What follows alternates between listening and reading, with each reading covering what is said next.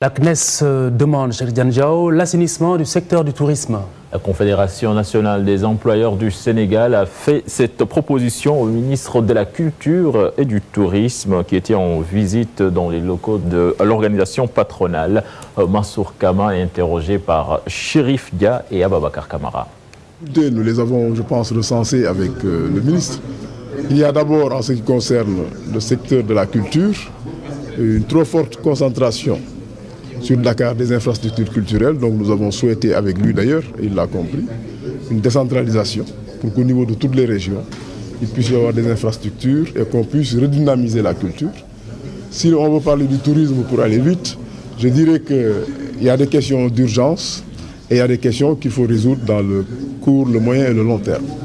En matière d'urgence, je pense qu'il y a un assainissement du secteur nécessaire que d'ailleurs le ministre appelle le set-settle, qui rejoint aussi bien les préoccupations en matière de sécurité, mais aussi de lutte contre la para-hôtellerie, contre la dégradation des mœurs qu'il y a du fait du tourisme informel dans un certain nombre de sites, pour donner au Sénégal quand même une position dans le monde d'un pays où c'est une bonne destination, mais une destination saine.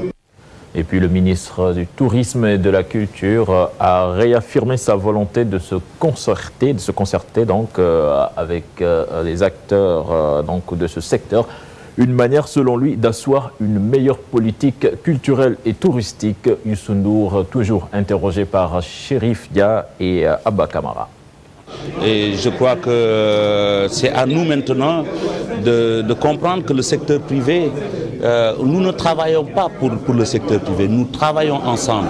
Et dans cette démarche-là, peut-être c'est ma déformation, je viens de ce secteur-là, mais c'est très enrichissant parce que bon, nous pourrons régler beaucoup de problèmes. Il faut avoir une base et le plus largement possible de consensus. Parce que je crois que bon, si, par exemple, tout à l'heure vous avez vu, les hôteliers ont parlé, tout de suite les restaurateurs commencent à parler.